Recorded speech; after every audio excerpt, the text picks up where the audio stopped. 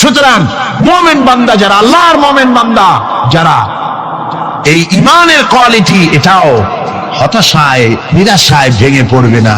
গুনাহ তো মানুষই করে, গুনাহ হয়ে গেছে, মাপ চাও। তোমার গুনাহ কদ্দুর? তোমার গুনাহ যদি হয় পাহাড় সমান, আল্লাহর রহমত আকাশ সমান। জাহান্নামের কঠিন শাস্তি থেকে বাঁচতে হলে আল্লাহর প্রতি ঈমান আনতে হবে। আর ঈমান আনলে যে কোয়ালিটিগুলি হওয়া উচিত, সেগুলি আমি আপনাদের সামনে আলোচনা করছি। এরপর আরেকটি কোয়ালিটি হবে মুমিনের, তা হলো কঠোর কঠিন বিপদে অবিচল থাকবে, বিপদে ভেঙে পড়বে না। বিপদ আপদ, শত্রুতা, ক্ষয় ক্ষতি যা কিছু হয় সবই আল্লাহর পক্ষ থেকে, এটা মেনে নিতে হবে এবং ধৈর্য ধারণ করতে হবে। বিপদ মুসিবত শুধু উম্মতের জন্য নয়, দুনিয়ার সমস্ত নবীদের বিপদ এসেছে, হয় নাই? নবীদের বিপদ আসে নাই? কোরআনে কারীম থেকে শুনুন, আল্লাহ রাব্বুল আলামিন বলেন, ওয়া কাযালিকা জাআলনা লিকুল্লি নাবিয়্যিন আদুওয়াম মিনাল মুজরিমিন। আল্লাহ পাক বলেন, এমনি করে আমি সকল নবীদের শত্রু বানিয়ে দিয়েছি সব পাপিষ্ঠ আর অপরাধ প্রবণ লোকদেরকে। প্রত্যেক যুগে নবীদের শত্রু ছিল, প্রত্যেক যুগে নবীদের কি ছিল? শত্রু ছিল। সে শত্রু কারা ছিল? আল্লাহ পাক বলছেন নবীদের শত্রু ছিল পাপিষ্ঠ আর অপরাধ প্রবণ লোক, এরাই ছিল নবীদের দুশমন। রাসূলগণের অবস্থা যদি এই হয়, তাহলে তার উম্মত, ওই দিনের ধারক বাহক যারা, তাদের বুঝি বিপদ আপদ হবে না? নাকি হবে কিনা?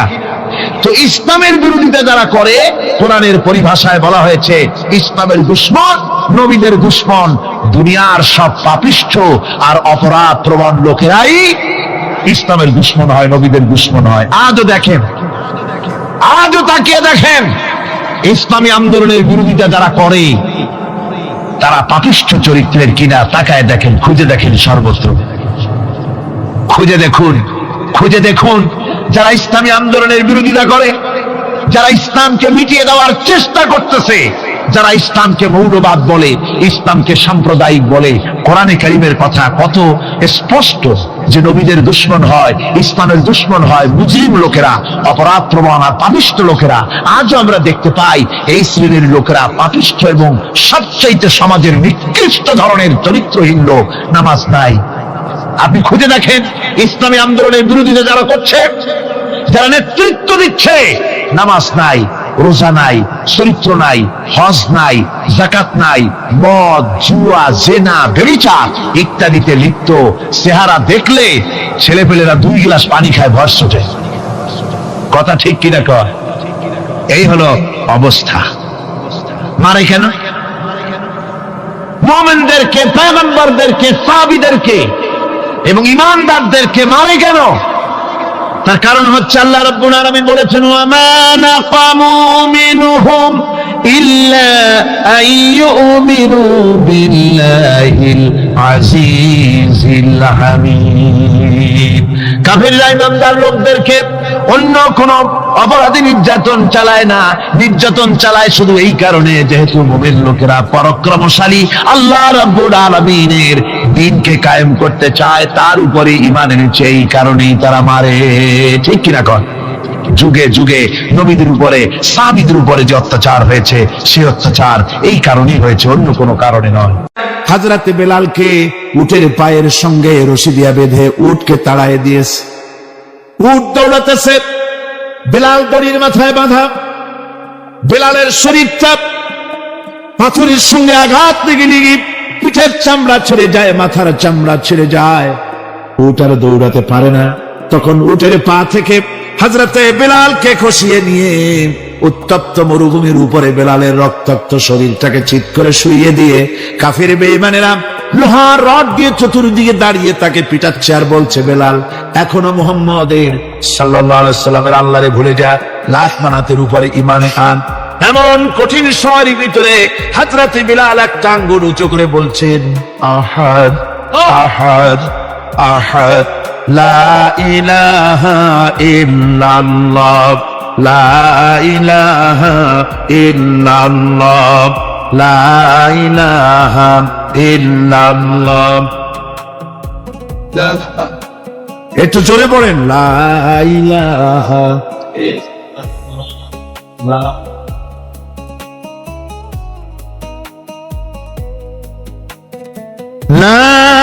ইলাহা ইল্লাল্লাহু মুহাম্মাদুর রাসূলুল্লাহ। আমার ভাইরা, ওরা হযরতে খাব্বাবকে বেঁধেছে, ওটির সাথে বেঁধে চতুর্দিক থেকে তীর নিক্ষেপ করছে, তরবারি মারতেছে, শরীরের গোশত টুকরা টুকরা হয়ে পড়তেছে। এরপরে কাফেরের নেতা বলতেছে, থামো, একটা কথা বলে নেই। জিজ্ঞেস করছে, খাব্বাব, তোমাকে ছেড়ে দিতে পারি একটা শর্ত যদি মানো। তোমার পরিবর্তে এখানে এনে আল্লাহর নবীকে, তোমাদের নবীকে এনে বাঁধবো, তার উপর অত্যাচার করব, এটা যদি মানো তোমারে ছেড়ে দিতে পারি। এতক্ষণ ধরে যিনি তীর তরবারির আঘাত নীরবে সহ্য করতেছিলেন, এখন মানুষের এই কথার আঘাত তিনি সহ্য করতে পারলেন না। হযরতে খাব্বাব ডাক দিয়া বলেন, ও কাফির বেঈমানেরা, শোনো, তোমাদের হাত দিয়া আল্লাহর নবীকে এখানে এনে, তোমাদের হাত দিয়ে তীর তরবারি তো দূরের কথা, তোমাদের নাপাক হাত দিয়া আল্লাহর নবীর গায়ে যদি একটা ফুলও নিক্ষেপ করো, আমার শরীরের ভিতরে এক ফোঁটা রক্ত থাকতে আমি তা বরদাস্ত করবো না। চতুর্দিক থেকে মার আরম্ভ হয়ে গেল, গায়ের গোশত পড়ে যায়। হযরতে খাব্বাব মনে করলেন, এখন তো আর জীবন বাঁচবে না, বুঝি মরে যাব। তিনি তখন বললেন, রব্বুল আলামিন, আমার তো সময় হয়ে এসেছে বোধহয়, আমার এখন জীবনের শেষ মুহূর্তে আমার মন চায় যদি 2টা সেজদা তোমার দিতে পারতাম, 2 রাকাত নামাজ যদি পড়তে পারতাম, জীবনটা আমার খুশি হয়ে যেত। কিন্তু আমি বান্ধা, কেমন করে আমি সেজদা দেব? সেজদা দেওয়ার কোন উপায় আমার নাই। তবে কাবা শরীফের দিকে আবার মুখ ঘুরানো আছে, আমি আমার মাথাটা একটুখানি নিচু করে নিলাম। আমার এই মাথা নিচু করাকে আমার জীবনের শেষ সেজদা হিসেবে ধরে নিও। কাফির বেঈমানেরা হযরতে খাব্বাবের মাথা ধরি অন্যদিকে ঘুরিয়ে দিল। হযরতে খাব্বাব পড়লেন, ফাইনামা তুওয়াল্লু ফাসাম্মা ওয়াজহুল্লাহ। যেদিকেই মুখ ঘুরাও সেদিকেই আল্লাহ, আল্লাহ ছাড়া কোনো দিক নাই। আমার ভাইরা, এই জিহাদে এত বড় ফজিলত আল্লাহ রাব্বুল আলামিন দেখেছেন। দ্বীন প্রতিষ্ঠার জন্য যারা লড়ে, আল্লাহ পাক তাদের জন্য বিরাট নিয়ামত রেখেছেন। সুবহানাল্লাহ পড়ে, লা তামাসসুহান নার ওয়া আইনুন বাকাত মিন খাশিয়াতিল্লাহ ওয়া আইনুন বাতাত তাহরিসু ফি সাবিলিল্লাহ, রাওয়াহু তিরমিজি। হযরত ইবনে আব্বাস রাদিয়াল্লাহু তাআলা তিনি বলছেন, আমি রাসূলুল্লাহকে বলতে শুনেছি, আল্লাহর নবী বলেছেন, 2টি চোখকে জাহান্নামের আগুন 2টা চোখকে স্পর্শ করবে না। একটা চোখ হচ্ছে গভীর রাত্রে যারা আল্লাহর ভয়তে, জাহান্নামের ভয়তে যারা কান্দে, জাহান্নামের আগুন ওই চক্ষুকে স্পর্শ করবে না। আর যারা দ্বীন প্রতিষ্ঠার জন্য, আল্লাহর দ্বীন কায়েমের জন্য ময়দানে যারা লড়াই করে, রাতের বেলায় পাহারা দেয়, ওই পাহারারত চোখের মধ্যে জাহান্নামের আগুন ওই চোখে স্পর্শ করবে না। আমার ভাইরা, হযরত উসমান রাদিয়াল্লাহু তাআলা আনহু বলছেন, মান রাবাতা লাইলাতুন ফি সাবিলিল্লাহ কানাত কা আলফি লাইলাতিন সিয়ামুহা ওয়া কিয়ামুহা। 1000 রাত ধরে রোজা রাখলে, 1000 রাত ধরে ইবাদত করলে, আর 1000 দিন ধরে রোজা রাখলে যে সওয়াব হবে, একটা ঘন্টা, একটা রাত যদি কেউ পাহারা দেয় আল্লাহর দ্বীনকে প্রতিষ্ঠার জন্য, আল্লাহর দ্বীনের কোন ইসলামী রাষ্ট্রের প্রহরায় যদি কেউ যদি ভাগে, একটা রাতে পাহারা দিয়ে যে সওয়াব হবে, 1000 বছর ধরে নামাজ রোজা করে ওই সওয়াব পাওয়া যাবে না। সুবহানাল্লাহ। অর্থাৎ 1000 বছর ধরে নামাজ রোজা করার মতোই সওয়াব পাহারা দেওয়া আল্লাহর দ্বীনের, ইসলামের রাষ্ট্রকে। বন্ধুগণ, রাসূল পাক সাল্লাল্লাহু আলাইহি ওয়াসাল্লাম তিনি বলেছেন, কিয়ামতের দিন জাহান্নামের আগুন আর জিহাদের ময়দানের ধুলি, এই দুটি একসঙ্গে কোন মানুষের পেটের মধ্যে প্রবেশ করবে না। রাসূল পাক সাল্লাল্লাহু আলাইহি ওয়াসাল্লামের একটি হাদিস যা মিশকাত শরীফের মধ্যে বর্ণিত আছে। মিশকাত শরীফের সম্ভবত 336 পৃষ্ঠায় এই হাদিসটি বর্ণনা করা হয়েছে যে হযরত ইবনে আয়েশ রাদিয়াল্লাহু তাআলা আনহু হচ্ছেন এই হাদিসের রাবী। তিনি বলছেন, একবার হুজুর সাল্লাল্লাহু আলাইহি ওয়াসাল্লাম এক ব্যক্তির জানাজায় গিয়ে উপস্থিত হলেন। হযরত ওমর রাদিয়াল্লাহু তাআলা আনহু তখন হুজুরকে বললেন, হে রাসূল, আপনি এই লোকটার জানাজা পড়বেন? এই লোক তো ইসলামের এই ক্ষতি করেছে, সেই ক্ষতি করেছে, অমুক করেছে, এই লোকটার আপনি জানাজা পড়বেন? হুজুর তখন উপস্থিত লোকদের জিজ্ঞেস করলেন, হাজিরিন, তোমরা কি কেউ এই লোকটাকে কোন ইসলামের ভালো কাজ করতে দেখেছো? একজন লোক দাঁড়িয়ে গেল, তিনি বললেন, হে আল্লাহর নবী, আমি সাক্ষী, আমি দেখেছি। একটা মুজাহিদ বাহিনী জিহাদ করে ফিরতেছিল, তো এক জায়গায় তারা ডেরা গাড়লো, শিবিরে স্থাপন করলো রাত কাটাবে বলে। আমি দেখেছি এই লোকটি সারা রাত সেই মুজাহিদদেরকে, সাহাবীদেরকে সারা রাত জেগে জেগে পাহারা দিয়েছে। আল্লাহর নবী জানাজার ইমামতি করলেন, আর এরপরে তাকে কবরের মধ্যে মাদফুন করে দিয়ে নবীজি তার কবরের পাশে দাঁড়িয়ে বললেন, ইন্না আসহাবাকা ইয়াযুন্নুনা আন্নাকা মিন আহলিন নার ওয়া আনা আশহাদু আন্নাকা মিন আহলিল জান্নাহ। নবীজি বলছেন, ও কবরবাসী, তোমার সাথীরা মনে করে তুমি জাহান্নামী, আর আমি নবী মুহাম্মদ সাল্লাল্লাহু আলাইহি ওয়াসাল্লাম সাক্ষী দিচ্ছি তুমি বেশক আল্লাহর বেহেশতি, তুমি অবশ্যই আল্লাহর জান্নাতে যাবে। এরপর হযরত ওমরের দিকে ফিরে রাসূলুল্লাহ বললেন, ওমর, মানুষের শুধু বাহ্য দৃশ্যটাই দেখো না, তার অন্তরের জজবাটাকেও কদর করো। সুবহানাল্লাহ ওয়া বিহামদিহি। এই জিহাদের ময়দানে যারা কাজ করে, জান দেয়, মাল দেয়, আল্লাহ পাক তাদের উপরে রহম করেন। এই জিহাদ হচ্ছে এক অগ্নি পরীক্ষা। এই জিহাদটা কি? অগ্নি পরীক্ষা। এমনি এমনি বেহেশতে যাওয়া যাবে না ভাই। আল্লাহ রাব্বুল আলামিন কোরআনে কারীমের মধ্যে বলেছেন, أحسب الناس أن يتركوا أن يقولوا آمنا وهم لا يفتنون। লোকেরা কি ভেবেছে নাকি যে ঈমান এনেছি এই কথাটা বললেই আমি বেহেশত দিয়ে দিব, মুমিন বলে সাজিদাই করব? না, যখনই তারা বলবে আমি মুমিন, আমি তখন তাকে অবশ্যই পরীক্ষা করব, এই পরীক্ষায় তাকে পাশ করতে হবে। কোরআনে কারীমে আল্লাহ রাব্বুল আলামিন অনেক জায়গায় এই কথাগুলি বলেছেন, এমনি এমনি ছেড়ে দেওয়া হবে না। আমি অতীতের লোকদেরকেও পরীক্ষা করেছি, তোমাদেরকেও পরীক্ষা করব। পরীক্ষা না দিয়ে কেউ তোমরা বেহেশতে যেতে পারবে না। এই জমিনে তোমাদের আগুনের পরীক্ষা দিতে হবে। পয়গম্বরেরা কষ্ট করেছেন, সাহাবায়ে কিরাম কষ্ট করেছেন। আল্লাহ রাব্বুল আলামিন তিনি বলছেন, আম হাসিবতুম আন তাদখুলুল জান্নাতা ওয়া লাম্মা ইয়াতিকুম মাসালুল লাযীনা খালাউ মিন ক্বাবলিকুম মাসাতহুমুল বা'সাউ ওয়াদ-দাররাউ ওয়া যুলজিলু হাত্তা ইয়াকুনার রাসূলু ওয়াল্লাযীনা মা'হু মাতা নাসরুল্লাহ আলা ইন্না নাসরাল্লাহি করিব। আল্লাহ রাব্বুল আলামিন বলেন, তোমরা কি মনে করেছো যে তোমরা বেহেশতে প্রবেশ করবে, অথচ তোমাদের পূর্বে যারা এই পৃথিবীতে এসেছিল তাদেরকে আমি যেমন পরীক্ষা করেছি, ওরকম পরীক্ষা এখনো তোমাদের উপরে আসে নাই, ওরকম বিপদও আসে নাই, মুসিবতও আসে নাই। এমন বিপদ এসেছিল নবীদের উপরে, সাহাবায়ে কিরামদের উপরে, যে বিপদে মানুষ জর্জরিত হয়ে গিয়ে নবী এবং তার সাথী সঙ্গীরা একথা তারা মুখ থেকে বেরিয়ে গেছে, মাতা নাসরুল্লাহ, আয় আল্লাহ তোমার মদদ কখন আসবে, তোমার মদদ কখন আসবে? মার খেতে খেতে তো শেষ হয়ে গেলাম। এইভাবে যখন মার আসে চতুর্দিক থেকে, আর মুমিনেরা ময়দানে পা জমায়ে টিকে থাকে দিন প্রতিষ্ঠার জন্য, আল্লাহ তখন খুশি হয়ে এক সময় ঘোষণা করে দিবেন, আলা ইন্না নাসরাল্লাহি করিব, আর দেরি নাই, আমার মদদ, আমার সাহায্য তোমাদের জন্য অবধারিত। সুবহানাল্লাহ। আমার ভাইরা, বিষয়টা সহজ নয়। শুধু দুইটা সেজদা দিয়া, শুধু তাহাজ্জুদের কিছু নামাজ পড়িয়া আল্লাহর জান্নাতে যাওয়া এত সহজ নয়। রাস্তা খুব কঠিন, রাস্তা খুব।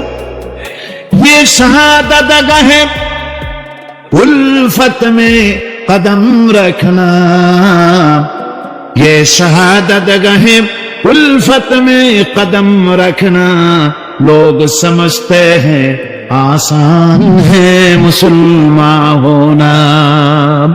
এটা হলো শাহাদাতের উত্তপ্ত ময়দানে পা রাখা। লোকেরা মনে করে ইসলাম গ্রহণ করা, মুসলমান হওয়া বুঝি বড় সহজ ব্যাপার। এত সহজ না। আমরা হানফি মাসলাকের লোক, ইমাম আবু হানিফার মাসলাক অনুযায়ী চলি। আমরা মনে করি বেহেশতে এমনি যাব, কিন্তু আমাদের ইমাম সাহেব কি করছেন ওই ইতিহাস আমাদের জানা নেই। খাজা বাবার মহব্বতে অস্থির। রজব মাস আসলে পরে বড় বড় ডেক্সি চড়ায়, সেই ডেক্সির উপরে লাল শালু বিছায়, তারপরে টাকা পয়সা রোজগার বহুত করে। আসলে তো খাজা না, আসলে হচ্ছে ইয়া খাজা কুস্তু আজা, পেট তো ভরে যা। পেট ভরার জন্য পয়সা করে ইনকাম করা। খাজার লা ইলাহা ইল্লাল্লাহ এই চিশতিয়া তরিকার জিকির গ্রহণ করা হয়েছে, কিন্তু চিশতিয়া তরিকা যে আরেকটা আছে, কারাগার পর্বতে পৃথিবীর সঙ্গে লড়াই করা, সেইটার কাছে নেই আমরা। সেটা ইমাম আবু হানিফা শুধু মস্তাই বলেন নাই, দ্বীন প্রতিষ্ঠার জন্য রক্ত দিয়েছে, ঠিক কিনা? 8 বছর 8 বছর পর্যন্ত কারারুদ্ধ ছিলেন। তাকে জিজ্ঞেস করা হয়েছে, ইমাম সাহেব জেলের মধ্যে তো আছেন, কষ্ট হয়? ইমাম সাহেব বলেছেন, না কষ্ট হয় না, তবে মাঝে মাঝে একটু কষ্ট হয় মনে।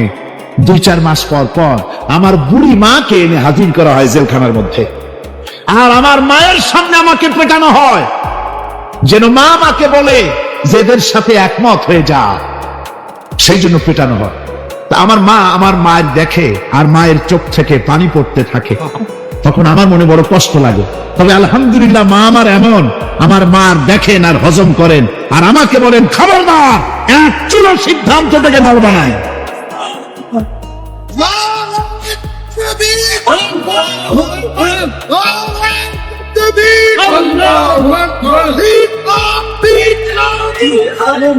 আমার ভাইরা, ইমাম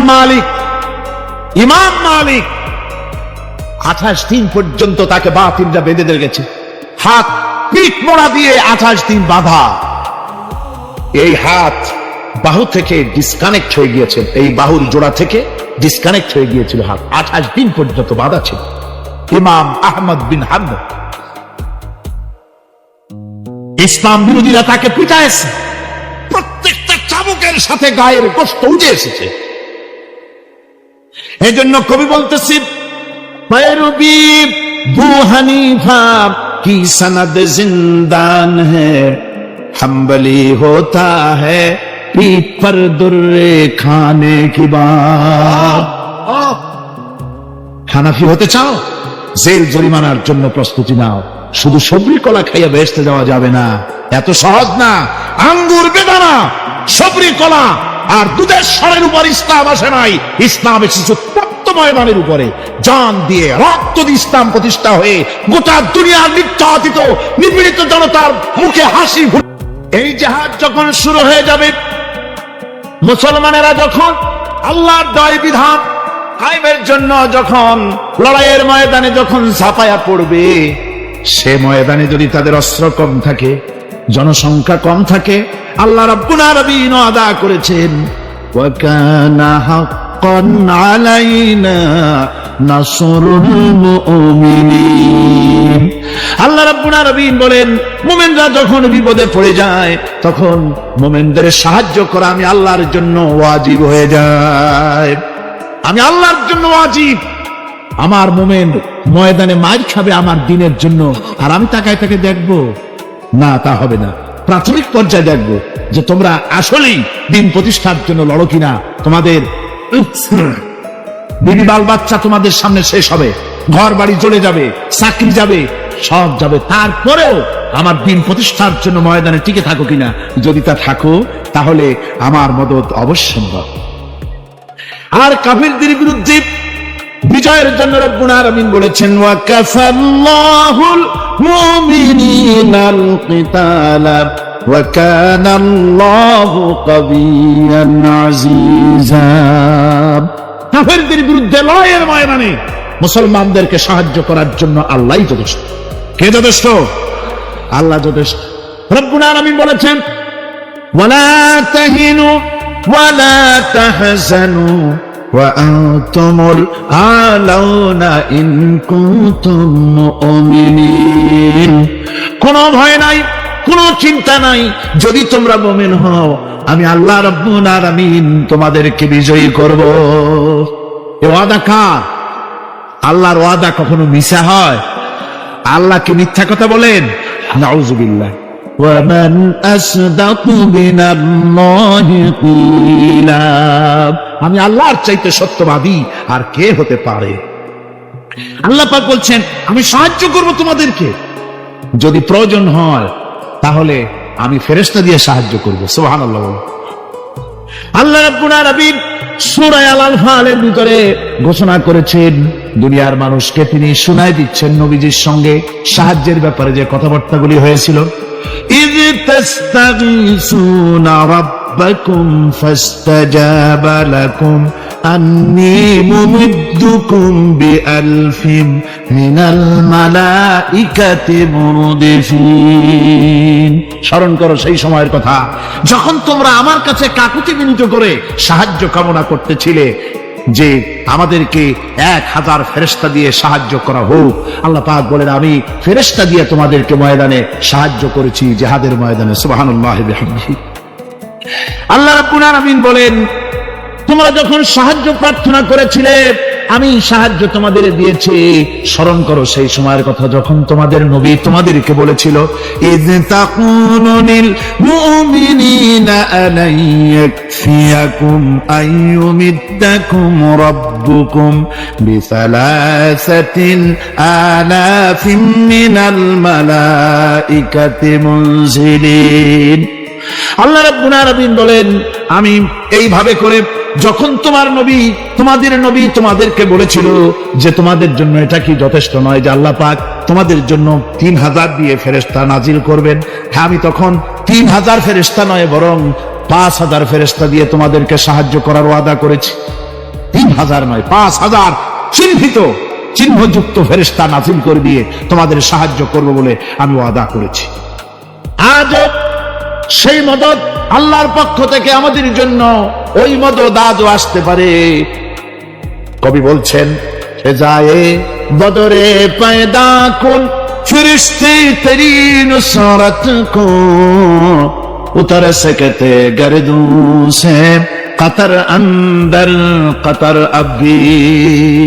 বদরের মুসলমানদের মতো যদি ঈমান তোমাদের আসে তাহলে আজও আকাশ থেকে কাতারে কাতারে ফেরেশতা আমি আল্লাহ অবতীর্ণ করে দিতে পারি। সুবহানাল্লাহ। আমার ভাইরা হযরতে সাদ বিন আবি ওয়াক্কাস রাদিয়াল্লাহু তাআলা আনহু তিনি কাদিসিয়ার যুদ্ধের পর যখন পারস্য দখলের জন্য চললেন, পারস নগর অবরোধ করলেন, সামনে পড়ল নদী, এই নদী পাড়ি দিবেন, সাথে তার হাজার হাজার সৈন্য, এই সৈন্য নিয়ে নদী পাড়ি দিবেন। জিজ্ঞেস করলেন সাহাবীদের তোমরা কি চাও? ইসলামের আন্দোলন, ইসলামের জিহাদ, আল্লাহর দ্বীন এখানেই শেষ হয়ে যাক এটা চাও, না ইসলামের এই কলেমার আওয়াজ নদীর ওপারেও নিয়ে যেতে হবে অথচ আমাদের কাছে কোনো পারাপারের কোনো নৌকা নাই, কি করতে চাও? সাহাবীরা বললেন আমরা আপনার অর্ডার ফলো করব, আমরা এই নদীর ওপারে গিয়েও কালেমার পতাকাকে উড্ডীন করতে চাই, কালেমার সুশীতল ছায়াতলে গোটা দুনিয়াকে আনতে চাই। হযরত সাদ তখন বললেন তাহলে তোমরা সবাই আমার পেছনে পেছনে এই দরিয়ার ভিতরে ঝাঁপিয়ে পড়ো আর আমার সঙ্গে সবাই উচ্চারণ করো নাস্তাঈনু বিল্লাহি ওয়া নাতাওয়াক্কালু আলাইহি হাসবুনাল্লাহু নি'মাল ওয়াকিল নি'মাল মাওলা ওয়া নি'মান নাসীর। ইতিহাস লিখতেছে 60,000 সৈন্য তাদের অশ্ব নিয়ে, তাদের উষ্ট্র নিয়ে, তাদের মালপত্র নিয়ে, জিহাদের সামান নিয়ে শ্রাবণীর খরস্রোতা নদী উত্তাল তরঙ্গমালায় ভরা নদীর উপর থেকে এই সাহাবীরা পাড়ি দিয়ে ওপার চলে গেলেন। ওপার যাওয়ার পরে হযরতে সাদ বলছেন তোমাদের কেউ কি হারায় গেছে নাকি? সবাই এদিক ওদিক তাকায়, খোঁজ করে বলল মানুষ তো দূরের কথা, একটা উটও আর ঘোড়াও একটাও হারায় যায় নাই। একজন বলল আমার একটা পেয়ালা, যে পেয়ালা আমি পানি পান করতাম সেই পেয়ালাটা তুফানে ছিটকে কোথায় চলে গেছে, ওইটা হারায় গেছে। হযরতে সাদ বলেন মুজাহিদের কোন জিনিস দরিয়া নিতে পারে না, অবশ্যই তা ফেরত আসবে। এই কথা তিনি বলতেছিলেন, হঠাৎ করে দরিয়ার কিনারে একটা আওয়াজ হলো, দেখা গেল তুফানের ভিতরে সেই হারানো বাটিটা তাদের মধ্যে বেরিয়ে এসেছে। আল্লাহু আকবার। মুজাহিদদেরকে সাহায্য করেন স্বয়ং আল্লাহ রাব্বুল আলামিন। আফ্রিকার জঙ্গলের কাছে ভিন্ন ইতিহাস, জঙ্গলের কাছেই মুসলমানদেরকে থাকতে দেওয়া হয়েছিল। মনে করা হয়েছিল জঙ্গলের সমস্ত হিংস্র প্রাণীরা এই মুসলমানদের শেষ করে দেবে, যুদ্ধ করা লাগবে না। হযরতে সাদ সে অবস্থা বুঝতে পারলেন, তিনি একটা মঞ্চ তৈরি করলেন। সেই মঞ্চের উপরে দাঁড়ায় জঙ্গলের প্রাণীদের দিকে লক্ষ্য করে তিনি নোটিশ জারি করে দিলেন, বললেন, ইয়া আইয়াতুহাল হাশারাত ওয়াস সিবাউ নাহনু আসহাবু রাসূলুল্লাহ সাল্লাল্লাহু আলাইহি ওয়াসাল্লাম। হে জঙ্গলের হিংস্র প্রাণীরা, আমরা আল্লাহ রাসূলের সাহাবী। ফাইন্নানা সিলুনা ফামান ওয়াজাদনা বাদাহু কাতালনাহু। আমরা রাসূলের সাহাবী, এইখানে আল্লাহর দ্বীনকে কায়েম করার জন্য আমরা এসেছি, আল্লাহর কলেমার আওয়াজ নিয়ে আমরা এখানে রাত কাটাবো। সুতরাং এই জঙ্গলের ভিতরে হিংস্র প্রাণী যত আছো সব আমাদের এই জায়গা ছেড়ে অন্যত্র চলে যাও। আফ্রিকার জঙ্গলি মানুষেরা চিন্তা করলো, মানুষের কথা কি জঙ্গলি প্রাণীতে শোনে নাকি, পাগলে কয় কি?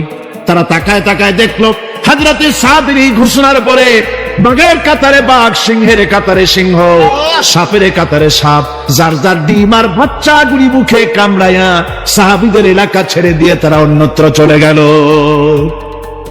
আমার মুসলমান ভাইরা, এই ছিল মুসলমানদের ইতিহাস। দ্বীন প্রতিষ্ঠা করার কাজে মুসলমান এগোলে আল্লাহই মদত করেন। কে মদত করেন?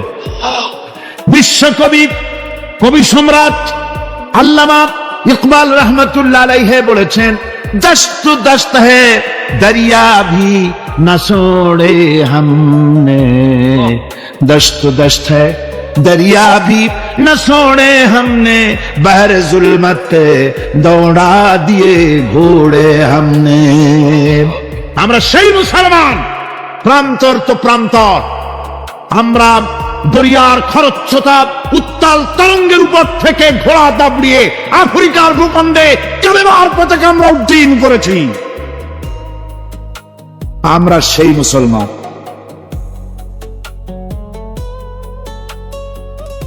একটুখানি জিকির করেন, লা ইলাহা ইল্লাল্লাহ, লা ইলাহা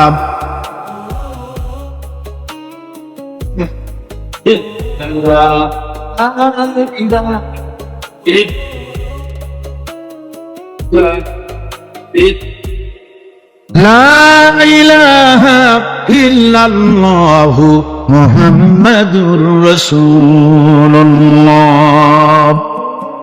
সমুদ্রের ঢেউকে, দাজলা নদীর ঢেউকে আল্লামা ইকবাল স্মরণ করায় দিচ্ছেন। ও দরিয়ার ঢেউ, ऐ मौजूदा जिला तू भी पहचानती है हमको, अब तक है तेरा दरिया अफसाना हमारा। হে টাইগ্রিসের উত্তাল তরঙ্গমালা, নিশ্চয় তোমার ভুলে যাওয়ার কথা নয় যে তোমার উপর থেকেই আমরা দরিয়া পার হয়ে ওপারে গিয়ে কালেমার পতাকা উড্ডীন করেছিলাম। আমরা সেই মুসলমান। আজ ইসলামী চেতনা হারায়া আমরা আজকে দুনিয়ার মধ্যে সবচেয়ে লাঞ্ছিত, পদদলিত, হেয় প্রতিপন্ন জাতিতে পরিণত হয়েছি। আমার ভাইরা, মহাকবি, বিশ্বকবি, কবি সম্রাট আল্লামা ইকবাল রহমতুল্লাহ আলাইহি সুন্দর করে বলেছেন, মুসলমানদেরকে লক্ষ্য করে বলেছেন, ঘোষণা করো, বাতিলদেরকে জানায়া দাও, আমরা মাথা নত করার জাতি নই। আমরা মাথা নত করার জাতি? ভারত আজ আমাদের দিকে চোখ রাঙায়, ভারত চোখ রাঙায় তাকায় আমাদের দিকে, দুনিয়ার অনেকেই আমাদের দিকে চোখ রাঙায়। বিশ্বকবি আল্লামা ইকবাল বলেছেন, বাতিল সে দবনে ওয়ালে আসমান হি হাম, बातिल से दबने वाले आसमान ही हम, सोबर कर चुका है तू इम्तिहान हमारा। বাতিলের সামনে মাথা নত করার জাতি আমরা নই। ওই আকাশ সাক্ষী, ওই জমিন সাক্ষী। আমরা মাথা দিয়েছি কিন্তু মাথা নত করি নাই, শির দিয়েছি আমামা দেইনি, সে জাতি আমরা। সুবহানাল্লাহ ওয়া বিহামদিহি। সেই জাতি আজ দুনিয়ার বুকে লাঞ্ছিত, পদদলিত হচ্ছে। কারণ কি? কারণ হচ্ছে একমাত্র এই যে আমরা আমাদের জীবনের উদ্দেশ্য ভুলে গিয়েছি। আমার ভাইয়েরা, আল্লাহর এই রাস্তায়, আল্লাহর এই দিন প্রতিষ্ঠার জন্য লড়াই হবে, জিহাদ হবে। জিহাদের কথাই বলতেছি। এই জিহাদ হলো পৃথিবীর নির্যাতিত, নিপীড়িত মানুষের মুক্তির জন্য জিহাদ। জিহাদ কি জন্যে? আমরা রাষ্ট্রপ্রধান হব, আমরা দেশ দখল করব, নেতৃত্ব দিব, এজন্য নয়।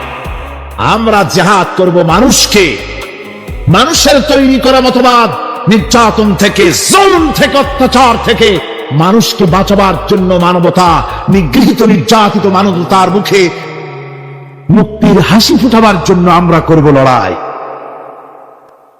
সেই লড়াইয়ে এগিয়ে আসতে হবে তরুণদেরকে। কাদেরকে? জোরে বলতে হবে, কাদেরকে?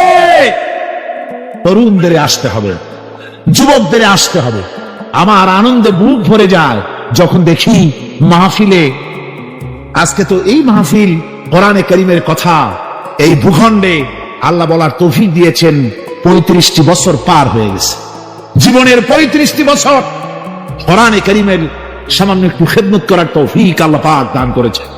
যখন এই কাজ প্রথম শুরু করি তখন দেখেছি মাহফিলে যারা আসে তাদের 95% দাড়ি পাকা বুড়া মানুষ।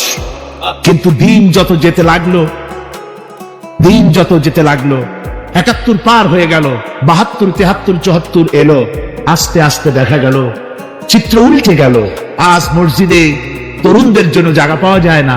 যারা মসজিদে যায় সব তরুণ, যারা আগে হজে যেত সব বুড়া মানুষ, পাপ করার আর কোনো বয়স নাই, তখন যাইতো হজ করতে। এখন আলহামদুলিল্লাহ তরুণেরা যায় হজ করতে বেশিরভাগ। আজকের মাহফিল দেখুন, দাঁড়ায় দেখতে বলি নেই, জায়গায় বসে আর ডাইনে বা একটু তাকায় দেখেন কারা বেশি, দাড়ি পাকা না যুবক? যুবক আর তরুণ দিয়ে আল্লাহর এই মুজাহিদ, আল্লাহর এই গোলামদের দিয়ে আল্লাহ মাহফিল ভরে দিয়েছেন। জোরে কোন সুবহানাল্লাহ, জোরে কোন আলহামদুলিল্লাহ। এই তরুণ যুবকরাই হচ্ছে ইসলামের সম্পদ। ইসলামের সম্পদ কে? তরুণ আর যুবকেরা। তোমাদের অবদান ইসলামে সব চাইতে বেশি। মনে রাখবেন যুবকেরা, শোনো, ইসলাম প্রতিষ্ঠিত হয়েছে তোমাদের রক্তের উপরে। কাদের রক্তের উপরে? যুবকদের রক্তের উপরে। যারা ইসলাম প্রথম কবুল করেছিলেন তারা কিন্তু বুড়ো ছিলেন না কেউ। প্রথম যে ব্যক্তি ইসলাম কবুল করলেন হযরতে সাইয়েদুনা আবু বকর সিদ্দিক রাদিয়াল্লাহু তাআলা আনহু, বয়স ছিল 37 বছর। 37 বছর বয়সে দাঁতটা পড়িয়া খুনখুনা বুড়া হয়ে গেছিল নাকি? হযরত ওমর ইসলাম যখন কবুল করেন তখন তিনি ছিলেন 26 বছরের টকবগে যুবক। যৌবনের রক্ত পা এবং মাথা পর্যন্ত শিরায় উপশিরায় ধাবমান এই যুবক হযরত ওমর 26 বছর বয়সের সময় ইসলাম কবুল করেন। হযরত আব্দুর রহমান বিন আউফ যখন ইসলাম কবুল করেন বয়স ছিল মাত্র 17 বছর। হযরত আলী যখন ইসলাম কবুল করেন তখন বয়স ছিল মাত্র 8.5 বছর। তোমাদের মতো তরুণেরা, যুবকেরাই সর্বপ্রথম কালেমার পতাকা ধারণ করে রাসূলকে সাহায্য করেছিল। সুবহানাল্লাহ। বক্তৃতা করছে, এমন সময় দেখা গেল একজন তরুণ সাহাবী, নাম তার জারির রাদিয়াল্লাহু তাআলা আনহু। চাঁদের মতো চেহারা তার ছিল, খুব সুন্দর চেহারা ছিল তার। হযরত জারির বসতে না পেরে জায়গা পায় না, দাঁড়ায় আছে। রাসূল নিজের গায়ের চাদরটা খুলে জারির দিকে নিক্ষেপ করলো, বললেন, জারির দাঁড়িয়ে আছো, আমার চাদর উপরে বসো। সুবহানাল্লাহ। হযরত জারির রাসূলুল্লাহর চাদর নিয়ে চুমা খাইতে লাগলেন আর বললেন, আকরামাকাল্লাহ কামা আকরামতানি ইয়া রাসূলুল্লাহ। হে রাসূল, আল্লাহ আপনার সম্মান আরো আরো অনেক বাড়িয়ে দিক, যেমন আপনি আমাকে মর্যাদা দিলেন। হে রাসূল, আপনার চাদরে পৃথিবীর কোন মানুষ বসতে পারে? আমার তরুণ ভাইয়েরা, আমার যুবক ভাইয়েরা, তোমাদেরকে রাসূল মহব্বত করতেন, ভালোবাসতেন সবচাইতে বেশি। তোমরা আজ বাতিলের শিকার। কার শিকার? বাতিলের শিকার। তোমাদেরকে কি দেওয়া হয় যে সব রাজনৈতিক দলের যুবক যারা তোমরা এখানে আছো, জিজ্ঞেস করি তোমাদের নেতারা তোমাদেরকে কি দেয়? দেয় অস্ত্র, দেয় টাকা, দেয় নারী ভোগ করার জন্য পয়সা, তোমাদের চরিত্র ধ্বংস করার জন্য সব রকমের হাতিয়ার তুলে দেয়। তোমাদের হাতে শোভা পায় কলম, হাতে শোভা পায় খাতা, হাতে শোভা পায় বই। বই খাতা কলমের পরিবর্তে তোমাদের নেতারা তোমাদের হাতে তুলে দেয় স্ট্যান্ড গান, তুলে দেয় হেরোইন, তুলে দেয় টাকা। এরা তোমাদের নেতা নয়, এরা তোমাদের জীবনের দুশমন। আমার কলেজ ইউনিভার্সিটির ছাত্র ভাইয়েরা, একটুখানি মাথা খাটায় চিন্তা করো, তোমার নেতারা যারা ঢাকা থেকে আসে বা এখানে বাস করে, ওই নেতারা যখন রাজনৈতিক প্রোগ্রাম করতে আসে তখন কি একবারের জন্য তোমাদেরকে বলে, ও ছেলেরা তোমরা কি নামাজ ঠিক মতো পড়ো কিনা? বলে? এই যে ঈদের রোজা আসতেছে, খবরদার বাবারা তোমরা রোজা রেখো, এরকম কথা বলে নাকি? তোমার উস্তাদদের সম্মান করো, এ কথা বলে নাকি? বরং টাকা দেয়, পয়সা দেয়, যে শিক্ষক তোমার মতের উল্টা করবে ঠ্যাঙ্গাইয়া জনমের মতো টাইট করে দিবা, ঠিক কিনা? তোমার নেতারা কি কোনোদিন বলে নাকি ও আমার সংগঠনের ছেলেরা মা বাপের খেদমত করবে, মা বাপের সম্মান করবে, খবরদার মা বাপের সঙ্গে বেয়াদবি করবে না, সন্ত্রাস করবে না, অস্ত্রবাজি করবে না, মানুষকে কষ্ট দিবে না, এমন কোনো কথা বলে না? আমার যুবকেরা শোনো, ওরা টাকা দিয়ে, অস্ত্র দিয়ে, পয়সা দিয়ে, মদ দিয়ে ওরা নিজেদের ক্ষমতা টিকায় রাখার জন্য তোমাদেরকে লাঠির মতো ব্যবহার করে। সুতরাং আজকে তরুণদেরকে বুঝতে হবে, তরুণেরা ভালো করে বোঝো, তোমরা রাসূলের সৈনিক।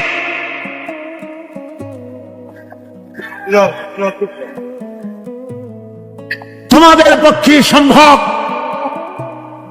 বসুন।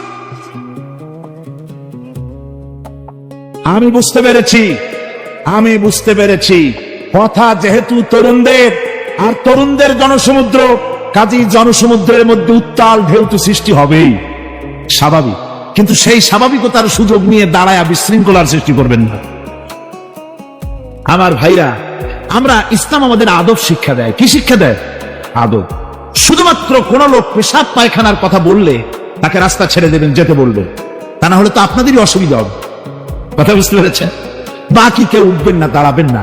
এত বড় বেহেশতি মাহফিল জীবনে আরেকবার পাবো কোন নিশ্চয়তা আছে? আপনি আমাকে বলেন, আল্লাহর আকাশের নিচে জমিনের উপরে এর থেকে শ্রেষ্ঠ কোন মাহফিল আছে নাকি? কারণ এ মাহফিল কোরআনের মাহফিল। কিসের মাহফিল? এর থেকে শ্রেষ্ঠ মাহফিল আল্লাহর আকাশের নিচে জমিনের উপরে হতে পারে না। সুতরাং বেয়াদবি কেউ করবেন না। তরুণেরা, যুবকেরা, তোমাদের এগিয়ে আসতে হবে। নির্যাতিত মানবতার পাশে তোমাদেরকে দাঁড়াতে হবে। আজ শ্রমিকরা তাদের ন্যায্য পাওনা পাচ্ছে না, কৃষক তাদের উৎপাদনের মূল্য পাচ্ছে না, নারী তার সতীত্বের গ্যারান্টি পাচ্ছে না। মানুষেরা আজ নির্যাতিত, নিপীড়িত। সারা পৃথিবীতে Bosnia, Algeria, Somalia, Palestine, Kashmir, Burma, Philippines, Bharat, পৃথিবীর সর্বত্র নির্যাতিত মুসলমানদেরকে বাঁচাবার জন্য আমার খালিদ বিন ওলীদের উত্তরসূরিরা, সালাউদ্দিন আইয়ুবী, জামালউদ্দিন আফগানি, হযরত আলী উত্তরসূরি, আজকের মাহফিলের যুবক আর তরুণরা, তোমরা কি রক্ত দিতে পারবে? ربنا ظلمنا أنفسنا وإن لم تغفر لنا وترحمنا لنكونن من الخاسرين। আয় আল্লাহ তাআলা, লক্ষ লক্ষ মুসলমান নিয়ে তোমার দরবারে আমরা হাত তুলেছি, তোমার বান্দা বান্দিরা মিলিতভাবে হাত তুলেছি, কোরআনে কারীমের কথা শুনছি, জিকির আজকার করেছি, তেলাওয়াত করেছি। মেহেরবানি করে সওয়াবটুকুন জনাবে মুহাম্মদ রাসূলুল্লাহ সাল্লাল্লাহু আলাইহি সাল্লামের রূহ মুবারকে পৌঁছায় দাও। রব্বুল আলামিন, আমাদের মধ্য থেকে মা বাপ যাদের দুনিয়া থেকে বিদায় হয়ে গেল, মা বাপের কবরগুলিকে জান্নাতের টুকরায় পরিণত করে দাও। রব্বির হামহুমা কামা রব্বায়ানি সাগীরা। পড়েন সবাই, রব্বির হামহুমা কামা রব্বায়ানি সাগীরা। আয় আল্লাহ তাআলা, আমাদের আত্মীয় স্বজন, আমাদের পীর মুর্শিদ, আমাদের উস্তাদ, আমাদের বন্ধু বান্ধব, ভাই বোন যারা আমাদের ছেড়ে চলে গেছেন, আল্লাহ তুমি তাদের উপরে রহমত নাজিল করো। ربنا تقبل منا إنك أنت السميع العليم وتب علينا إنك أنت التواب الرحيم سبحان ربك رب العزة عما يصفون وسلام على المرسلين الحمد لله رب العالمين واجعل آخر كلمة عند الموت لا إله إلا الله মুহাম্মাদুর রাসূলুল্লাহ। আসসালামু আলাইকুম। কর্ণফুলীর পানি যদি চট্টগ্রামে 10 ফুট উঁচা হয়ে আসে, পানির নাম হবে কি? নাম হবে বরফ। এই পানিকে কন্ট্রোল করেন আল্লাহ রাব্বুল আলামিন। আল্লাহ যদি ইচ্ছে করেন বেশি করে পানি দিয়া পুরা এলাকা ডুবাই দিতে পারেন, আবার ইচ্ছে করলে পানির ভিতরে মানুষ বাঁচাই দিতে পারেন, আগুনের মধ্যে মানুষ বাঁচাইতে পারেন। সমস্ত ক্ষমতা হচ্ছে, কর্তৃত্ব কেবলমাত্র আল্লাহ পাকের। কর্তৃত্ব কার? কর্তৃত্ব কার? আল্লাহ পাকের কর্তৃত্ব। হযরত নূহ আলাইহিস সালামের জামানায় 40 দিনের বন্যা। এই বন্যার পরে জাহাজ যখন নেমে গেল, তখন তিনি মনে মনে ভাবলেন, আমি তো জোড়ায় জোড়ায় করে সমস্ত প্রাণীগুলি আর মানুষগুলি, কিছু কিছু মানুষ যারা ঈমান এনেছিল তাদের জাহাজে উঠাইছে, কিন্তু একটি বুড়ি আমার উপরে ঈমান এনেছিল আর আমি তার ওয়াদা করেছিলাম সাথে করে নিয়ে যাব, আমি তো তার কথা ভুলে গিয়েছি। অনুশোচনা এলো। জাহাজ থেকে নেমে চতুর্দিকে লক্ষ্য করলেন, মানুষ নাই, জনপদ নাই, সব শেষ হয়ে গেছে। পাহাড় পর্বত কাজ হয়ে পড়েছে, বিল্ডিং গুলি শেষ হয়ে গিয়েছে, কোন জনপদে কোনো প্রাণী নাই, প্রাণী বলতে কিছুই নাই। হঠাৎ দূরে দেখতেন একটা কুড়ে ঘরের মতো দেখা যায়। ভাবলেন, এত বড় বন্যার ভিতরে কুড়ে ঘর কেমনে থাকলো? আস্তে করে হেঁটে গেলেন কুড়ে ঘরের কাছে। ভেতরে মানুষ আছে বলে মনে হলো। বাইরের থেকে প্রশ্ন করলেন, ভিতরে কে? জবাব এলো, আমি এই ঘরের মালিক, আমি এক বুড়ি বিধবা এক মহিলা। আপনি কে? তিনি বললেন, আমি হচ্ছি এই জামানার পয়গম্বর হযরত নূহ আলাইহিস সালাম। বুড়ি বলছেন, আমারও ধারণা তাই। আপনি আমাকে ওয়াদা করেছিলেন বন্যা হলে পরে, বন্যার আভাস যখন আপনি পাবেন, আমাকে আপনি সাথে করে জাহাজে উঠায় নিয়ে নিবেন। আমার মনে হয় বন্যা কবে হবে সেই খবর দেওয়ার জন্য আপনি এসেছেন। হযরত নূহ আলাইহিস সালাম সিজদায় পড়ে কাঁদতে লাগলেন, বললেন, রব্বুল আলামিন, তোমার কুদরত বোঝার ক্ষমতা আমার নাই। 40 দিন পর্যন্ত পানির ভিতরে মানুষ কেমনে জীবিত রইল? আল্লাহ পাক শোনালেন, নূরে, বিপদ যখন এলো, তুমি তোমার উম্মতকে ভুলে যেতে পেরেছো, ভুলে গিয়েছো, কিন্তু আমি রব্বুল আলামিন রহমানুর রহিম, আমি আমার বান্দিরে ভুলি নাই। পানির স্রষ্টা আল্লাহ, পানির ভিতরে তিনি বাঁচাতে পারেন, আবার তিনি আগুনের ভিতরে বাঁচাতে পারেন, সব কিছু করতে পারেন। সমস্ত ক্ষমতা আল্লাহ পাকের। সমস্ত ক্ষমতা কার? আরো জোরে বলেন, কার?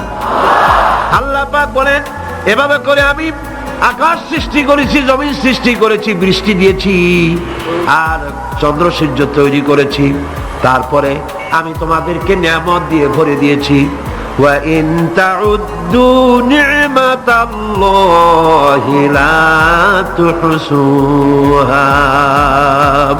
আমার নিয়ামত যদি গণনা করো, গুনে গুনে আমার নিয়ামত শেষ করতে পারবে না। সুবহানাল্লাহ। হাদা খালকুল্লাহি ফাআরুনি মাযা খালাকাল্লাযীনা মিন দুনি। এ হচ্ছে আল্লাহর সৃষ্টি, আর আল্লাহ বাদে অন্যরা কি সৃষ্টি করেছে দেখাও। যদি ক্ষমতা থাকে দেখাও কি সৃষ্টি করেছে অন্যরা। আছে কিছু? আছে কিছু? সমস্ত সৃষ্টির মালিক কে? আরো জোরে বলেন, কে? সব কিছুর স্রষ্টা হচ্ছেন আল্লাহ পাক। ওই আকাশের মালিক কে? চিল্লায় বলেন জোরে সোরে, আকাশের মালিক কে? বাতাসের মালিক কে? চন্দ্র সূর্যের মালিক কে? পৃথিবীর মালিক কে? গোটা সৃষ্টি জগতের মালিক কে? সবকিছুর মালিক যিনি, তিনি বলছেন এগুলি সব আমি সৃষ্টি করেছি। ফারুনি মাযা খালাকাল্লাযীনা মিন দুনি। আমি ছাড়া অন্যরা কে কি তৈরি করেছে দেখাও। আল্লাহর নবী বলেছেন, আল্লাহর সৃষ্টি নৈপুণ্যতা সম্পর্কে যদি কোনো বান্দা 1 ঘন্টা চিন্তা করে, 1 ঘন্টা যদি গবেষণা করে, চিন্তা করে, রব্বুল আলামিন তার আমলনামায় 60 বছরের নফল ইবাদতের সওয়াব লিখে দেন। জোরে বলেন সুবহানাল্লাহ। মহান আল্লাহ রাব্বুল আলামিন বলেন, ওয়া ইবাদুর রাহমানিল্লাযীনা ইয়ামশুনা আলাল আরদি হাওনান ওয়া ইযা খাতাবাহুমুল জাহিলুন ক্বালু সালামা। রহমানের খাঁটি বান্দা তারা, রহমানের আসল বান্দা তারা, যারা নাকি জমিনের উপর থেকে যখন হাঁটে খুব বিনয় বিনম্রতার সাথে তারা চলে। ওয়াইদা খাতাবাহুমুল জাহিলুন, আর যখন জাহিলরা তাদের সঙ্গে কথাবার্তা বলতে আসে তখন তারা তাদেরকে বলে তোমাদের প্রতি সালাম, এই বলে তারা চলে যায়। অর্থাৎ এই 8টি বৈশিষ্ট্যের প্রথম বৈশিষ্ট্য ধরা হয়েছে চালচলনকে। ইমানদার খাঁটি বান্দা যারা, তাদের চালচলন সম্পর্কে প্রথম বৈশিষ্ট্য ধরা হয়েছে।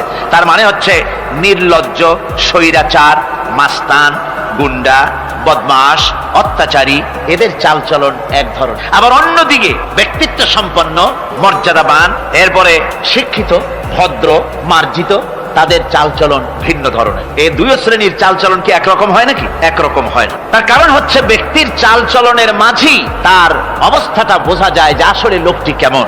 আল্লাহ রাব্বুল আলামিন এই কথার দ্বারা এটা প্রমাণ করতে চান যে মোমেন বান্দা যারা হবে, আল্লাহর খাঁটি বান্দা যারা হবে, তাদের পরিচয় দেওয়া লাগবে না। তাদের চালচলন দেখে, তাদের হাঁটা দেখে, তাদের চলা দেখে, তাদের বলা দেখে, তাদের আচরণ দেখে লোকেরা বুঝতে পারবে যে ইনি হচ্ছেন আল্লাহর একজন খাঁটি বান্দা, একজন মোমেন ব্যক্তি, কথা বুঝতে পারবে।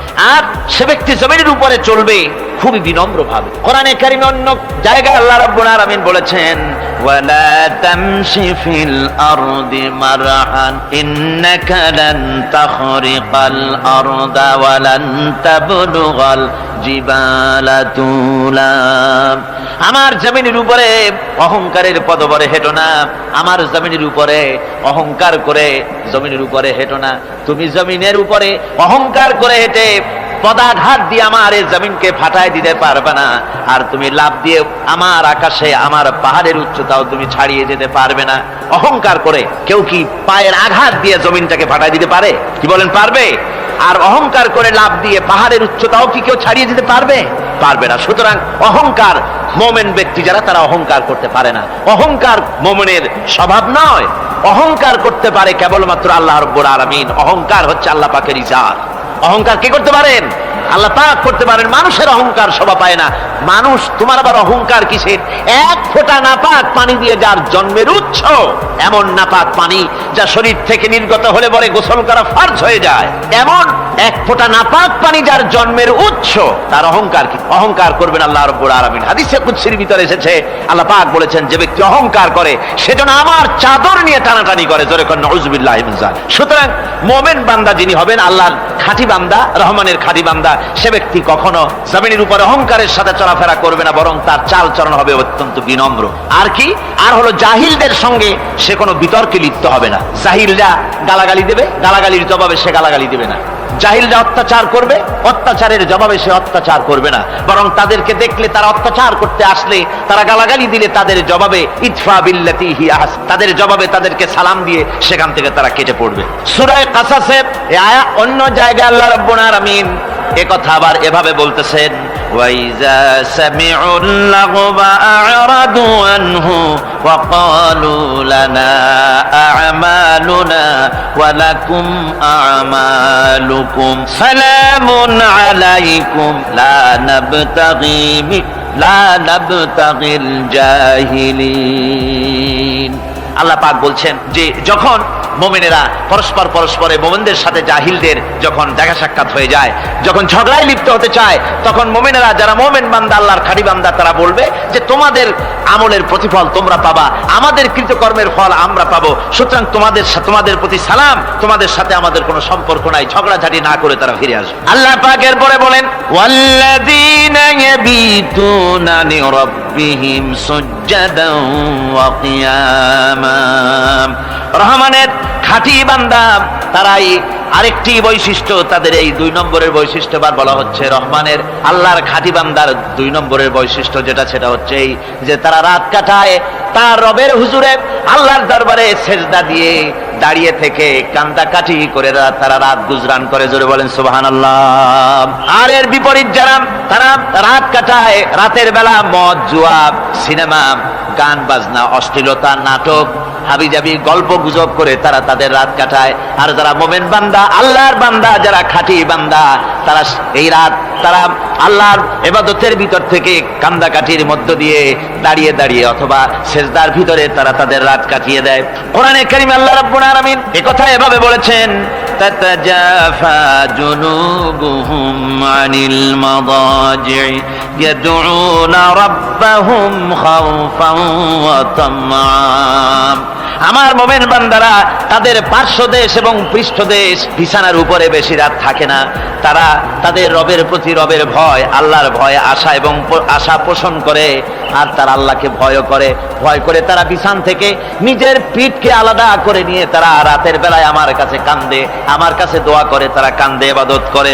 সূরা যারিয়াতের ভিতরে রব্বুল আলামিন বলতেছেন, কানু ক্বালিলাম মিনাল লাইলি মা ইয়াহজাউনা ওয়া বিল আসহারি হুম ইস্তাগফিরুন। আমার এই মুমিন বান্দাগুলি, আমার খাঁটি বান্দা যারা, তারা সারা রাত ঘুমায় না, রাতের একটা অংশ মাত্র তারা ঘুমায়, সারা রাত ঘুমায় না, একটা অংশ তারা ঘুমায়, আর বাকি অংশটুকু শেষ রাত্রে তারা ওঠে আর আমার দরবারে তারা কান্দে, মাপ চায় আর কাঁদতে থাকে, চোখের পানি ফেলতে থাকে। আল্লাহ রাব্বুল আলামিন শেষ রাত্রে প্রথম আকাশে আসেন। হাদিস শরীফে এসেছে, প্রথম আকাশে আল্লাহ রাব্বুল আলামিন এসে দুনিয়ার মানুষকে ডাকেন, কে আছো? গুনাহ করে জীবন বোঝাই করে ফেলেছো, নাফরমানি করেছো, গুনাহ করেছো, অথবা বিপদে পড়েছো, ঋণগ্রস্ত হয়ে পড়েছো, অসুবিধায় পড়েছো, মামলা মকদ্দমায় পড়েছো, আমার কাছে মাপ চাও, আমার কাছে সাহায্য চাও। এই সময় যে সমস্ত বান্দারা আরামের ঘুমকে হারাম করে আল্লাহর দরবারে কাঁদতে থাকে, তাহাজ্জুদের নামাজ আদায় করে যখন হাত তুলে কাঁদে, আল্লাহ পাক তখন এই দৃশ্য দেখে ফেরেশতাদের বলেন, ও আমার ফেরেশতারা, আমার ওই বান্দাগুলি কাঁদে কেন? সমস্ত মানুষ যখন ঘুমানো, এই বান্দাগুলি কাঁদে কেন বলো? ফেরেশতারা বলে, আল্লাহ তুমি তো ভালো করে জানো। ফেরেশতারা বলে, আল্লাহ পাক বলবেন, তবুও তোমাদের মুখ থেকে শুনতে চাই। ফেরেশতারা তখন বলবে, রব্বুল আলামিন তোমার বান্দা গুনাহ করেছে, জাহান্নামের ভয়তে তোমার কাছে কাঁদতেছে, তোমার ভয়তে কাঁদে, জাহান্নামের ভয়তে কাঁদে। আল্লাহ জিজ্ঞেস করেন, ফেরেশতারা, ওরা যে আমার ভয়তে কাঁদে, ওরা কি আমারে দেখছে নাকি? ফেরেশতারা বলেন, না খোদা তোমারে দেখে নাই। আল্লাহ পাক বলেন, ওরা আমার যে জাহান্নামের ভয়তে কাঁদে, ওই জাহান্নাম তারা দেখেছে নাকি? ফেরেশতারা বলে, না আল্লাহ, তোমার জাহান্নাম ওরা দেখে নাই, তোমার বেহেশত কিছুই দেখে নাই। আল্লাহ পাক বলেন, ও আমার ফেরেশতারা, এই বান্দাগুলি আমার দুজক দেখে নাই, আমাকে দেখে নাই, হাসর মিজান সিরাত কিছুই দেখে নাই, শুধু কোরআনের কথা শুনে, আমার নবীর কথা শুনে, আমার কোরআনের কথা শুনে বিশ্বাস করে আরামের ঘুমকে হারাম করে কিভাবে কাঁদতেছে তাকায় দেখ। আমার রহমতের দরিয়ায় জোশ মেরে গেছে, তোরা সাক্ষী থেকে যা, আমার ওই ক্রন্দনরত বান্দাগুলিকে আমি আল্লাহ মাফ করে দিলাম। আমার ভাইয়েরা, আল্লাহ পাক বলেন, আম্মান হুয়া কানিতুন আনা আল-লাইলি সাজিদাও ওয়া কাইমা। আল্লাহ রাব্বুল আলামিন বলেন, সিজদার ভিতরে আর দাঁড়ানোর ভিতরে আমার এই বান্দাগুলি আখিরাতে আমার সঙ্গে দেখা করা লাগবে এই ভয়তে, জাহান্নামের ভয়তে তারা কাঁদে, এভাবে কাঁদতে থাকে। আর আল্লাহ পাক ওই সময় তাদের গুনাহ মাফ করতে থাকেন। কোরআনে কারীমের ভিতরে আল্লাহ পাক বলেন, সারা রাত ঘুমাতে আল্লাহ নিষেধ করেছেন, সারা রাত যেন ঘুমায় না, পাইকারি দরে ঘুমায় না, একটু জাগো। ওয়াজকুর ইসমা রাব্বিকা বুকরাতাও ওয়া আসীলা।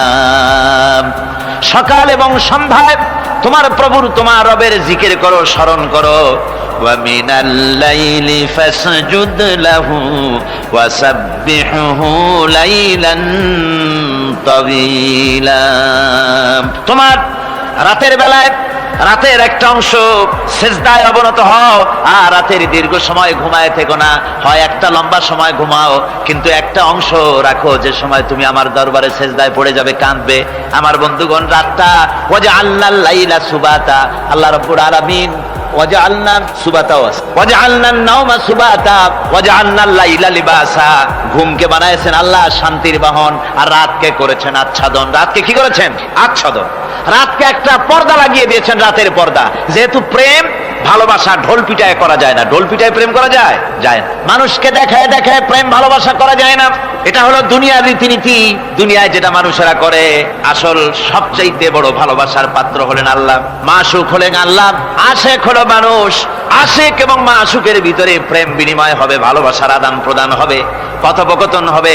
এজন্য দিনের কোলাহলপূর্ণ অবস্থায় তা হয় না বলে রব্বুল আলামিন বলেন, আমি তোমাদের জন্য রাতকে একটা আচ্ছাদন, একটা পর্দা বানায় দিয়েছি। এই রাতের পর্দার ভিতরে থেকে আমারে ডাকো, আমার কাছে তুমি আমাকে ডাকো, একটা লম্বা সময় নিয়ে আমাকে বলতে থাকো, আমাকে ডাকতে থাকো। আল্লাহ পাক তার নবীকেও বলেছেন, ইয়া আইয়ুহাল মুযাম্মিলু কুমিল লাইলা ইল্লা কালিলা।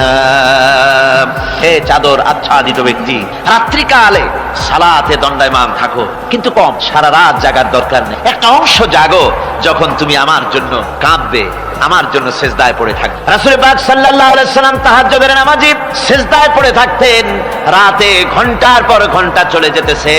হযরত আয়েশা বলেন, আমি মনে করতাম সেজদায় এমন ভাবে রাসূল পড়েছেন আর ওঠেন না, আমার মনে হতো হুজুর বুঝি ইন্তেকাল করে গেছেন।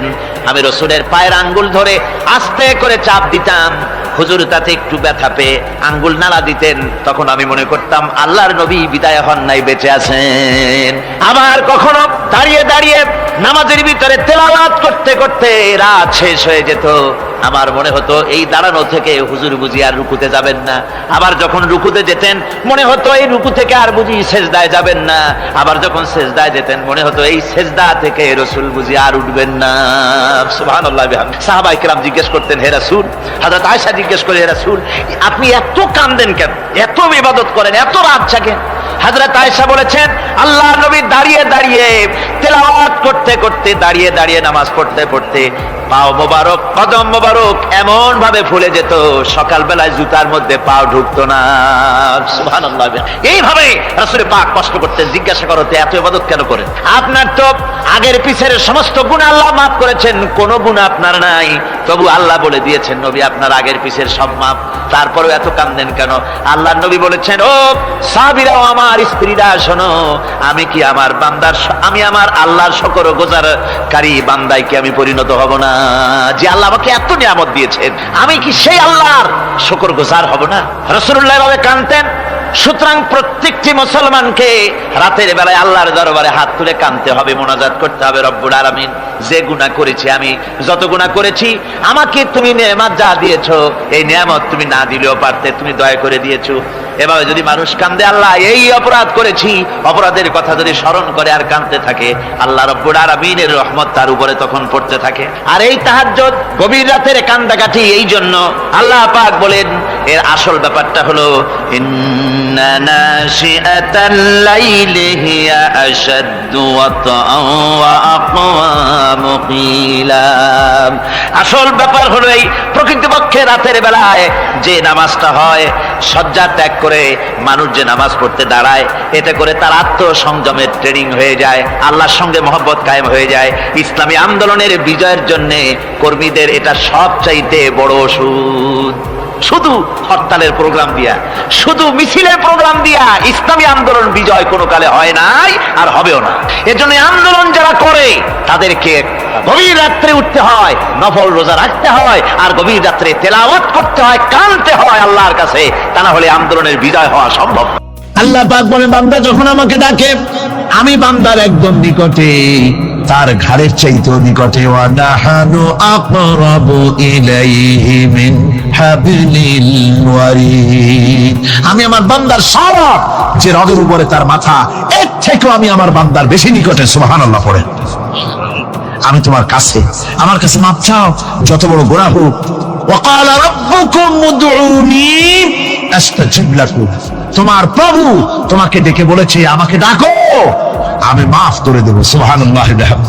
কত বড় কথা, আমাকে ডাকো, নিরাশ হয়েও না, হতাশ হয়েও না। আল্লাহর গজব বেশি না রহমত বেশি? আল্লাহর রহমত বেশি।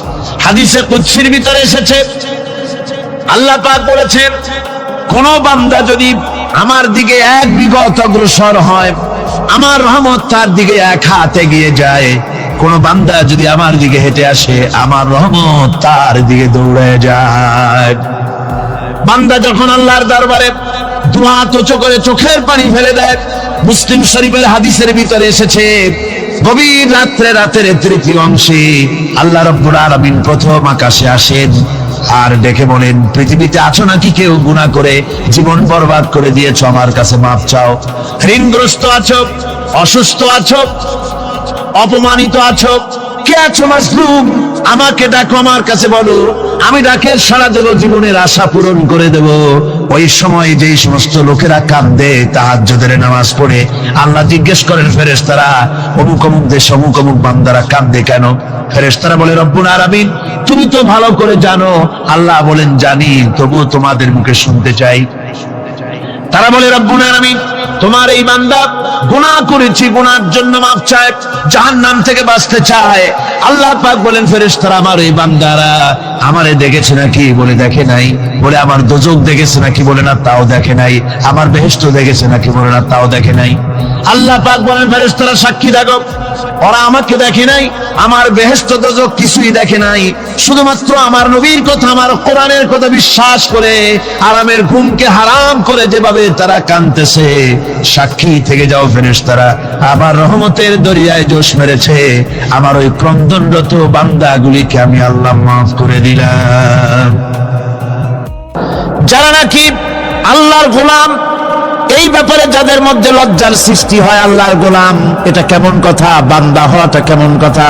যারা গোলামীকে অস্বীকার করে তাদের সম্পর্কে আল্লাহ পাক বলছেন, ওয়া মাইয়াস্তানকিফ আন ইবাদাতিহি ওয়া ইস্তাকবির ফাসায়াহশুরুহুম ইলাইহি জামিআ। কেউ যদি আল্লাহর বন্দেগী করার ব্যাপারে লজ্জা পোষণ করে, যদি লজ্জার কারণ মনে করে, অহংকার করে, গৌরব করে, তাহলে তারা পালাবে কোথায়, যাবে কোথায়? আমি কিয়ামতের দিন সবগুলিকে এক জায়গায় করে ফেলবো। সুতরাং আল্লাহ পাকের গোলামিতে আল্লাহ যে বান্দা বলে যখন ডাকেন, লজ্জার কোনো কারণ নাই। অহংকার যে করবে সে নিজেকে ধ্বংস করবে। আল্লাহ পাক সব নবীদেরকে নিজের বান্দা বলেছেন। নবীরা কি আল্লাহ পাকের বান্দা। হযরত ইউসুফ আলাইহিস সালাম সম্পর্কে আল্লাহ পাক বলছেন, কাযালিকা লিনাসরিফা আনহু আস-সুআ ওয়াল ফাহশা ইন্নাহু মিন ইবাদিনাল মুখলাসিন। এরূপই ঘটলো যাতে আমি ইউসুফ আলাইহিস সালামকে, আমার বান্দা, তাকে আমি নির্লজ্জতা ইত্যাদি থেকে আমি রক্ষা করেছি। নিশ্চয়ই হযরত ইউসুফ ছিল আল্লাহ পাকের বান্দা, আল্লাহ পাকের আব্দ। রাসূল করিম সাল্লাল্লাহু আলাইহি ওয়াসাল্লাম তিনি হচ্ছেন সর্বশ্রেষ্ঠ আল্লাহর পয়গম্বর। তার থেকে শ্রেষ্ঠ নবী আর কি কেউ আছে? জোরে বলেন, আছে? তার থেকে মাহবুব, তার থেকে শ্রেষ্ঠ আল্লাহর কাছে আর কেউ নাই। সেই নবীকে আল্লাহ রাব্বুল আলামিন কোরআনে কারীমের ভিতরে তাকে আব্দ বলেছেন। কি বলেছেন? অনেকগুলি আয়াত আছে যে আয়াতের ভিতরে আল্লাহ পাক তার নাম নেন নাই, নবী বলেন নাই, রাসূল বলেন নাই, শুধু বলেছেন আব্দ। যেমন ফাআওহা ইলা আবদিহি মা আওহা, অতঃপর তার বান্দার নিকট যা ওহী করার ছিল তা তিনি করলেন। সেই বান্দাকে মুহাম্মদ সাল্লাল্লাহু আলাইহি ওয়াসাল্লাম। অন্য আয়াতে আল্লাহ পাক বলছেন, وأنه لما قام عبد الله يدعوه كادوا يكونون عليه لبدا। আর এই আল্লাহর বান্দা যখন নামাজ পড়তে দাঁড়িয়ে গেল, আল্লাহকে ডাকার জন্য যখন দাঁড়ালো, তখন লোকেরা তার উপরে ঝাঁপিয়ে পড়লো। ঝাঁপিয়ে পড়ার জন্য প্রস্তুতি গ্রহণ করলো। এখানে আব বলা হয়েছে কাকে? মুহাম্মদ সাল্লাল্লাহু আলাইহি সাল্লামকে। এভাবে করে অন্য এক আয়াতে আল্লাহ পাক তার হাবিবকে আব বলছেন, বান্দা বলতেছেন, ইন কুনতুম ফি রাইবিন মিম্মা নাযালনা আলা আবদিনা। আমার বান্দার উপরে যে কিতাব নাজিল করেছি তাতে যদি তোমাদের কোনো সন্দেহ হয়, এই যে আমার বান্দার উপরে, ওই বান্দাকে বলেন সবাই, মুহাম্মদ রাসূলুল্লাহ সাল্লাল্লাহু আলাইহি ওয়াসাল্লাম। অন্য আয়াতে বলা হচ্ছে, تبارك الذي نزل الفرقان على عبده ليكون للعالمين نذيرا। অতীব বরকতপূর্ণ সেই মহান সত্তা যিনি তার বান্দার উপরে ফুরকান নাজিল করেছেন। কে সেই বান্দা? মুহাম্মদ সাল্লাল্লাহু আলাইহি ওয়াসাল্লাম। মেরাজের ঘটনা বলতে গিয়ে আল্লাহ রাব্বুল আলামিন বলতেছেন সুবহানাল্লাযী আসরা বিআবদিহি লাইলাম মিনাল মাসজিদিল হারামি ইলাল মাসজিদিল আকসা। পবিত্র সেই মহান সত্তা যিনি তার বান্দাকে ইসরা করিয়েছেন। কে সেই বান্দা? মুহাম্মদ রাসূলুল্লাহ সাল্লাল্লাহু আলাইহি ওয়াসাল্লাম। সুতরাং আবদিয়াত, ইবাদত, গোলামি, এটা হচ্ছে মানুষের জীবনের সবচেয়ে বড় মর্যাদাকর খেতাব আল্লাহর পক্ষ থেকে আল্লাহর বান্দা হওয়া। গোলামি পরিপূর্ণরূপে হবে কেবলমাত্র আল্লাহ পাকের। এই গোলামির জন্যই আল্লাহ পাক আমাদেরকে সৃষ্টি করেছেন, অন্য কোনো কাজে আমাদেরকে সৃষ্টি করেন নাই। সেই জন্য আমাদেরকে গোলামি করতে হবে, আনুগত্য করতে হবে কেবলমাত্র কার বলুন তো? এই গোলামি যদি সঠিকভাবে করি, যদি বান্দারা যারা আল্লাহ পাকের বান্দা বলে, গোলাম বলে নিজেদেরকে দাবি করে, যদি সঠিকভাবে ইবাদতটা করা যায়, তাহলে আল্লাহ তাদের জন্য কি ওয়াদা করেছেন শুনুন। দুনিয়ায় তাদেরকে আল্লাহ পুরস্কার দেবেন, আখিরাতেও দেবেন। এটা বন্ধ করুন। দুনিয়া এবং আখিরাতে আল্লাহ পুরস্কার দেবেন। সে পুরস্কারটা কি? দুনিয়ার পুরস্কারটা আগে শোনেন। আল্লাহ পাক বলেন যারা আমার ইবাদত করবে তাদের ব্যাপারে আমার ওয়াদা শোনো। ওয়াদাল্লাহুল্লাযীনা আমানু ওয়া আমিলুস সালিহাতি লায়াস্তাখলিফান্নাহুম ফিল আরদি কামাস্তাখলাফাল্লাযীনা মিন ক্বাবলিহিম। তোমাদের মধ্যে যারা ঈমান এনেছে এবং সৎ কাজ করেছে, আল্লাহ রাব্বুল আলামিন তাদের ব্যাপারে আল্লাহর ওয়াদা হচ্ছে, আল্লাহর প্রতিজ্ঞা হচ্ছে, আল্লাহ ওয়াদা করতেছেন তাদেরকে জমিনের উপরে প্রতিষ্ঠিত করবেন। যেমন করে তোমাদের পূর্বপুরুষদেরকে প্রতিষ্ঠিত করা হয়েছিল, ওইভাবে তোমাদেরকে প্রতিষ্ঠিত করা হবে। সুবহানাল্লাহ। প্রতিষ্ঠিত করা হবে মানে রাষ্ট্র ক্ষমতা দেওয়া হবে। কি দেওয়া হবে? যদি গোলাম হও। যদি কি হও? গোলাম। আল্লাহ পাক বলছেন শুধু তাই নয়, আমি আমার দিনকে যারা প্রতিষ্ঠা করবে, আমার গোলামেরা যদি, আমার বান্দারা সঠিকভাবে যদি আমার গোলামি করে, মানানে আমলে সালেহ করে, নেক কাজ করে, আমি তাদেরকে রাষ্ট্র প্রতিষ্ঠার সুযোগ করে দেব। আর তাদের জন্য ভীতির পরিবর্তে, সন্ত্রাসের পরিবর্তে শান্তি কায়েম করে দেব। সুবহানাল্লাহ। وَلَيُمَكِّنَنَّ لَهُمْ دِينَهُمُ الَّذِي ارْتَضَىٰ لَهُمْ وَلَيُبَدِّلَنَّهُمْ مِنْ خَوْفِهِمْ أَمْنًا। তাদের দিনকে তারা নিজেদের জন্য যা পছন্দ করেছে অবশ্যই তিনি তা কায়েম করে দিবেন, এবং সন্ত্রাস আর ভীতির পরিবর্তে আল্লাহ নিরাপত্তা দান করবেন। জোরে কোন সুবহানাল্লাহ। সন্ত্রাস বন্ধ হবে, চুরি, ডাকাতি, জেনা, ব্যভিচার সব বন্ধ হয়ে যাবে। তোমরা ক্ষমতায় থাকবে, তোমরা ডমিনেটেড হবে না, তোমরা ডমিনেট করবে। গোটা পৃথিবীকে শাসন করবে, শাসিত তোমরা হবে না।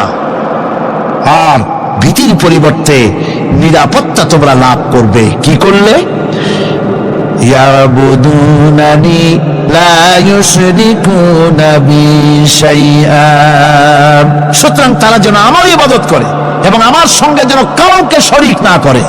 আল্লাহ বলছেন তোমরা যদি আমার সাথে শরীক না করো, ইবাদতের মধ্যে কাউকে যদি শরীক স্থাপন না করো, আর যদি তোমরা আমার ইবাদতটা সলিলভাবে আমার জন্যই করো, তাহলে রাষ্ট্র ক্ষমতা তোমাদের হাতে আসবে, সন্ত্রাস নির্মূল হবে, শান্তি প্রতিষ্ঠিত হবে।